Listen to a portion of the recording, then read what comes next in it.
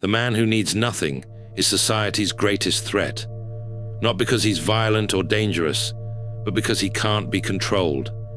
Carl Jung discovered that when a person achieves complete psychological independence, they become immune to every system designed to manipulate human behavior, and that terrifies those in power.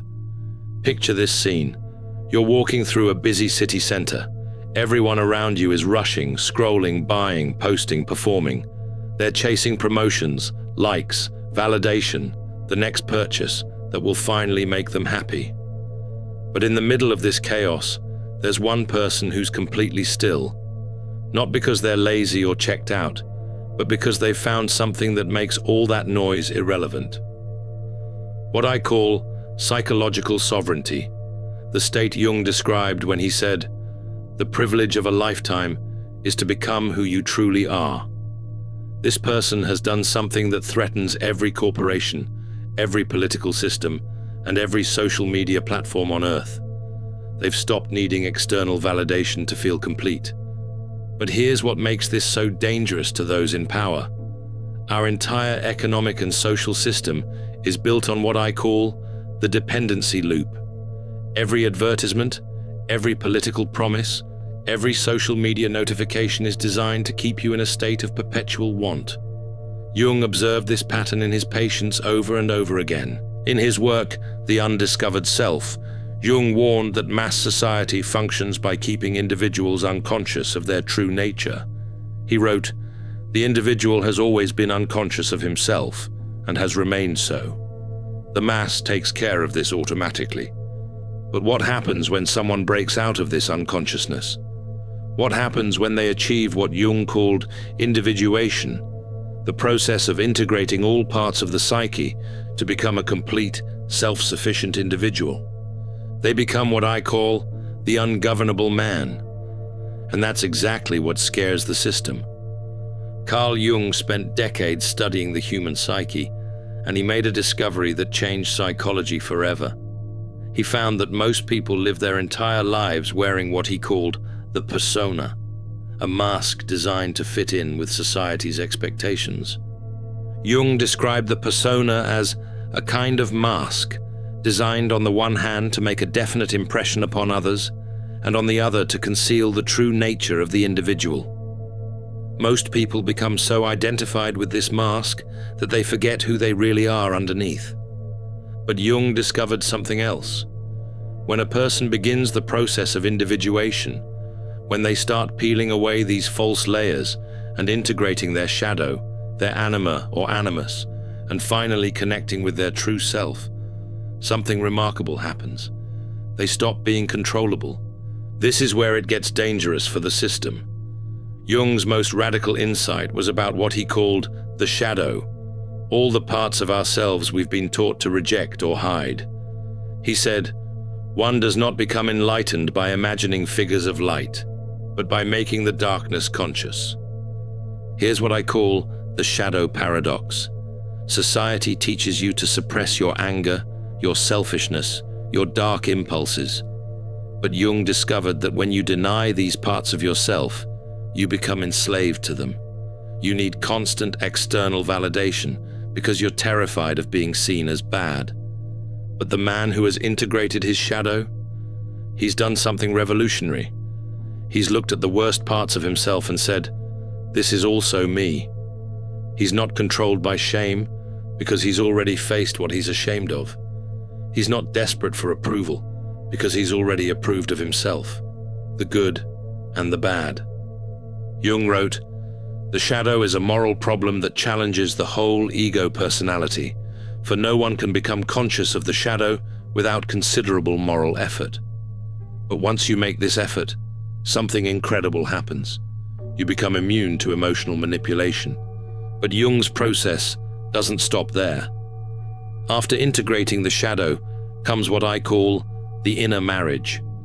Jung discovered that every person carries within them the seeds of their opposite. Men carry an inner feminine principle he called the anima, and women carry an inner masculine principle called the animus. Most people project these qualities onto others. Men look for the perfect woman to complete them. Women look for the ideal man to make them whole. But Jung found that when you integrate these opposing forces within yourself, you stop needing someone else to complete you. Jung said, "The meeting with oneself is, at first, the meeting with one's own shadow.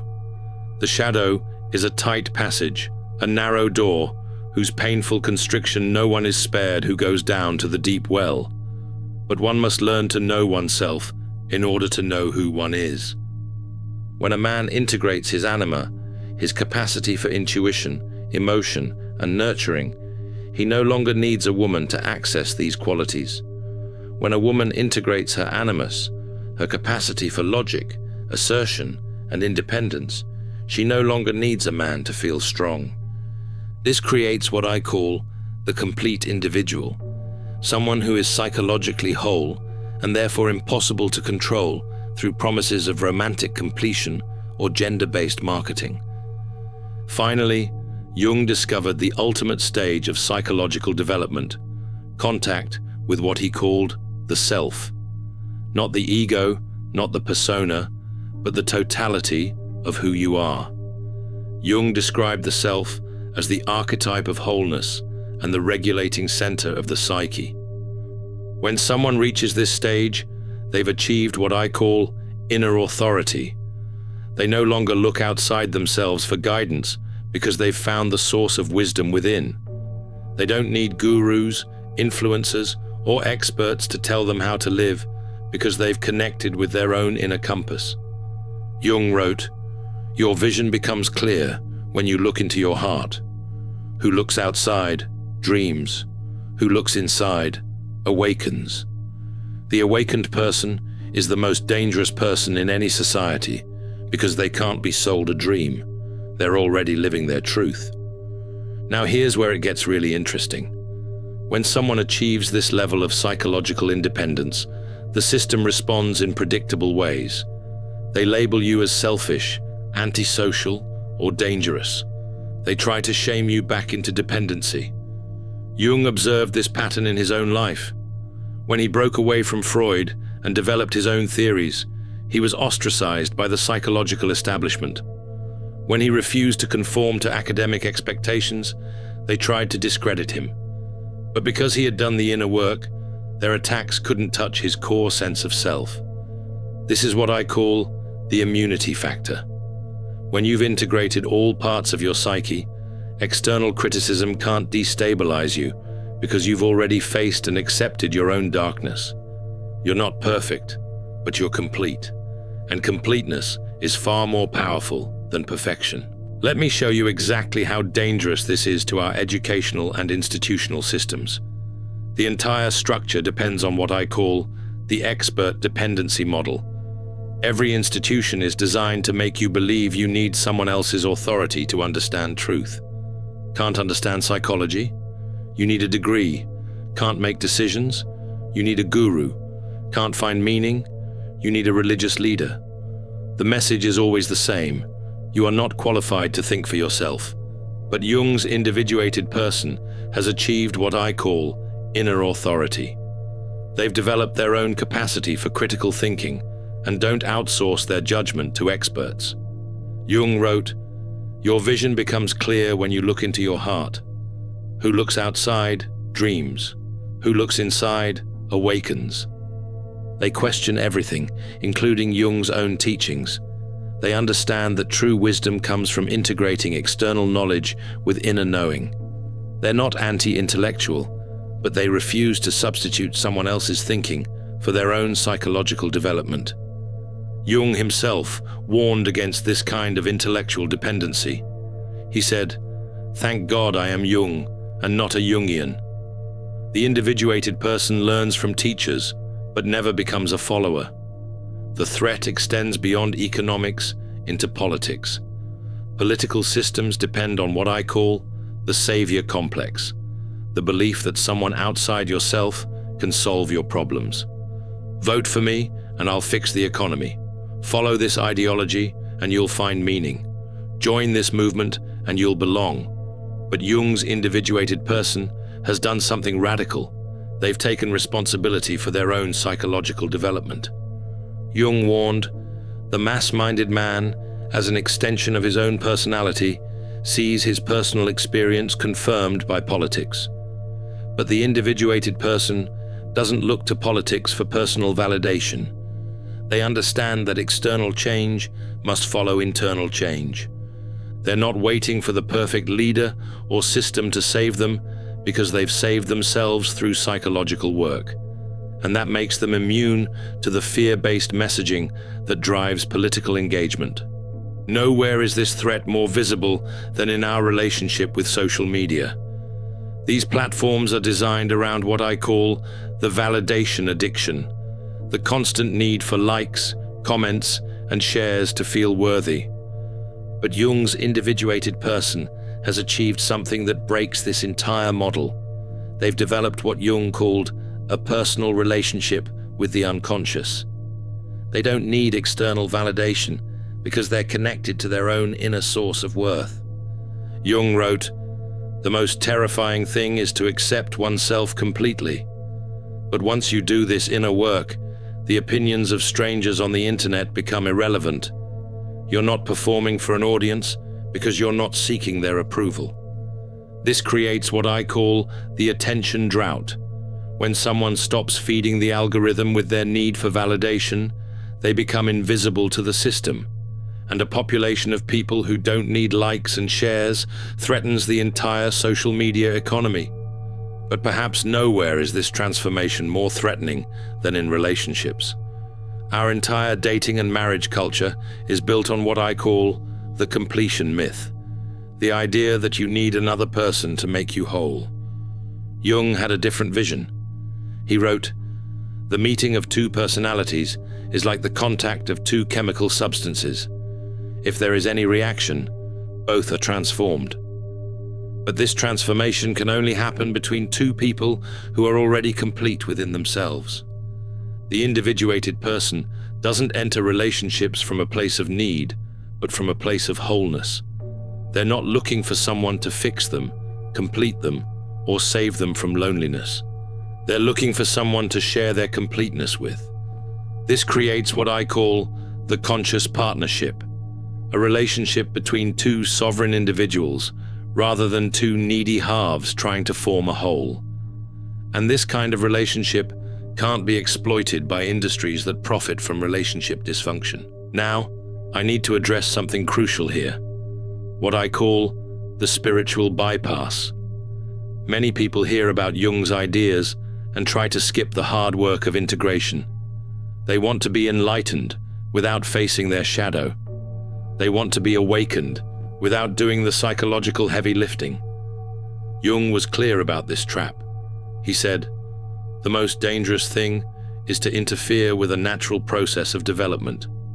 You can't think your way to individuation. You can't meditate your way around your shadow. You have to do the work. This work involves what I call the dark night of the soul, a period where you confront everything about yourself that you've been avoiding. It's not pleasant. It's not Instagram-worthy, but it's absolutely necessary." Jung wrote, "No tree, it is said, can grow to heaven unless its roots reach down to hell." The individuated person has made this journey and emerged psychologically complete. The integration process, 12 to 13 minutes. So how does someone actually achieve this psychological independence?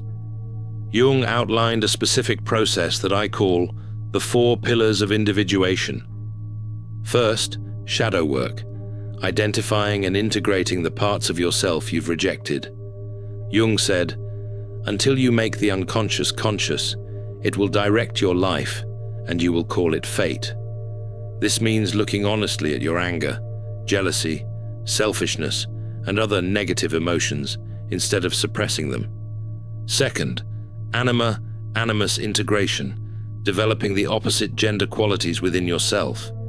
For men, this means embracing your intuitive, emotional, receptive side. For women, it means claiming your assertive, logical, independent side.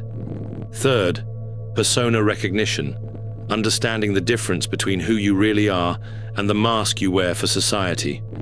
Jung warned, "The persona is a fictitious personality. It is a mask that an actor wears to project himself in a role. The key is wearing the mask consciously rather than becoming identified with it. Fourth, self-connection, establishing a relationship with what Jung called the archetype of meaning. This is your connection to something larger than your ego, but found within your own psyche. Let me give you practical steps to begin this process, what I call the daily individuation practice. Start with what I call shadow spotting. Every time you judge someone harshly, ask yourself, what quality am I rejecting in myself? Jung said, everything that irritates us about others can lead us to an understanding of ourselves. Your judgments are clues to your own shadow. Practice what I call persona flexibility. Notice when you're performing for others versus when you're being authentic. Jung wrote, "The shoe that fits one person pinches another. There is no recipe for living that suits all cases." Start experimenting with being more genuine in low-stakes situations. Develop what I call inner dialogue. Jung discovered that the psyche naturally wants to communicate with consciousness through dreams, fantasies, and intuitive insights. Start paying attention to these internal messages instead of constantly seeking external input. But I need to warn you about something. As you begin this process, you'll face what I call the conformity pressure.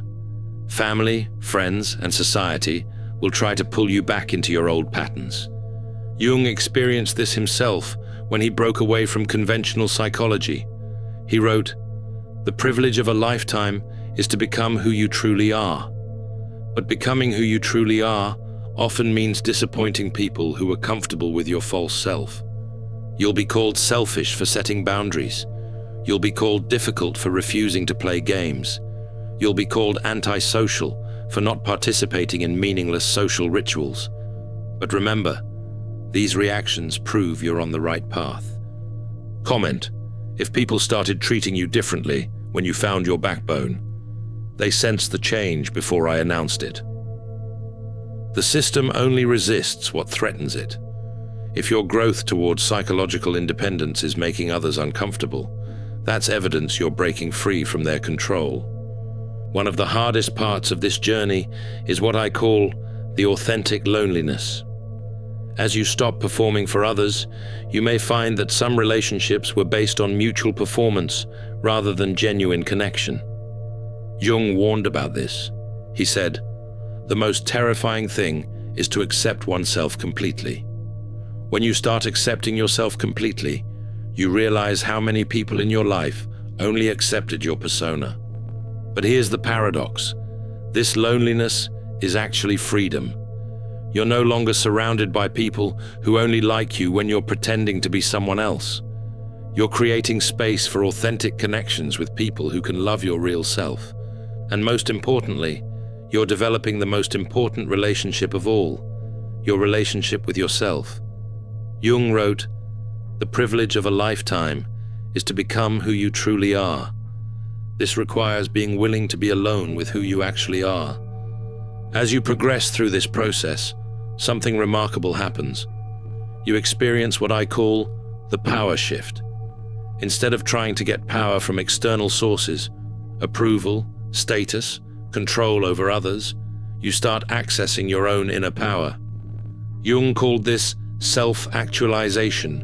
He wrote, "Your vision becomes clear when you look into your heart. Who looks outside dreams. Who looks inside awakens. The awakened person doesn't need to dominate others because they've mastered themselves." This creates what I call quiet authority, the kind of presence that doesn't need to announce itself. People sense that you're operating from a different level of consciousness. You're not reactive, you're not needy, and you can't be manipulated. If you've reached the point where you can read people but no longer need their approval, write, "I see you, but I don't need you." This is what makes you dangerous to systems of control. You've become what Jung called a conscious individual in a world designed for unconscious masses. But here's what's really threatening to those in power. Individuation is contagious. When people see someone living authentically, it awakens their own desire for authenticity. Jung observed this in his practice. He wrote, "The meeting of two personalities is like the contact of two chemical substances. If there is any reaction, both are transformed. But the transformation only happens when at least one person is operating from their authentic self. This creates what I call the authenticity virus. One genuinely individuated person can inspire dozens of others to begin their own journey towards psychological independence. And that's how systems change, not through revolution, but through evolution of consciousness." Jung also warned about something else, what he called the collective shadow. When large groups of people refuse to do their individual shadow work, they project their darkness onto scapegoats, other races, political parties, or nations. He wrote, "The individual has always been unconscious of himself and has remained so. The mass takes care of this automatically. But when individuals start doing their own psychological work, they stop participating in collective projections. They can't be manipulated into hating the other because they've integrated their own otherness. They can't be scared into giving up freedom because they've found security within themselves. This makes them immune to the fear-based messaging that drives political manipulation. One of the most beautiful aspects of individuation is what I call the creative explosion.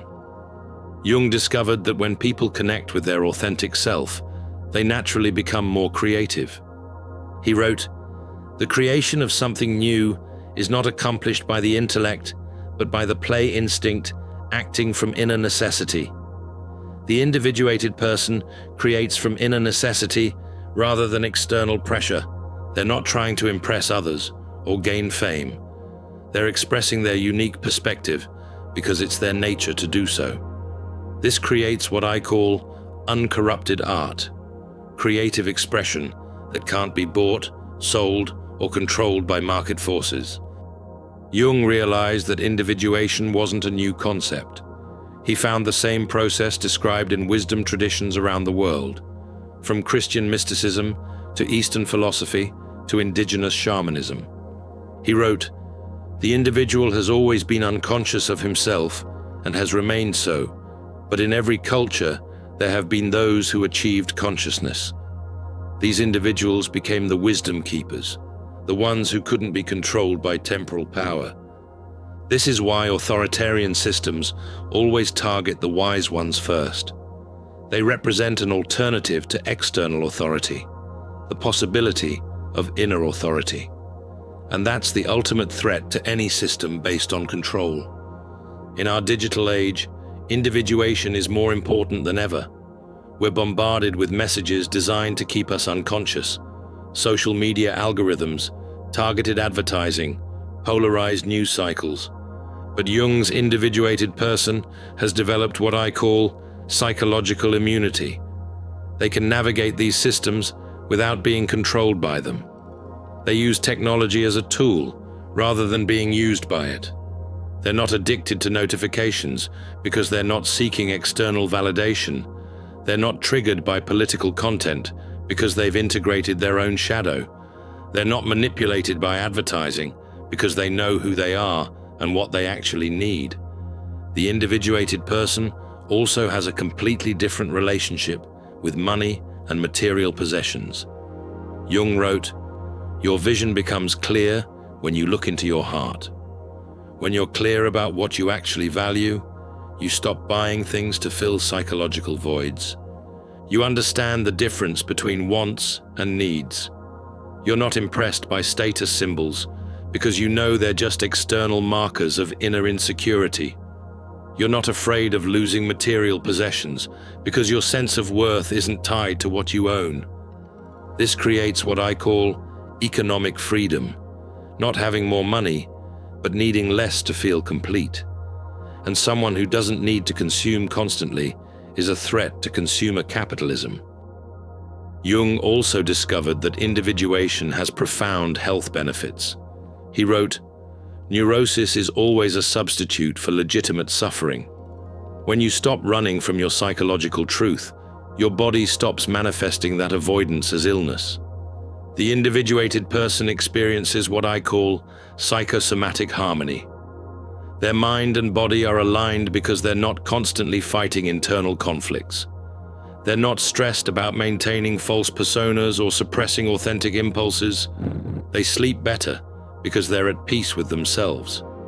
They have more energy because they're not wasting it on psychological defense mechanisms. They age more gracefully because they're not fighting the natural process of life. Finally, Jung discovered that individuation prepares you for what he called the final individuation, death itself. He wrote, "Shrinking away from death is something unhealthy and abnormal, which robs the second half of life of its purpose." The individuated person isn't afraid of death because they've already died to their false self. They've experienced what I call ego death, the dissolution of the persona and the discovery of something deeper and more enduring.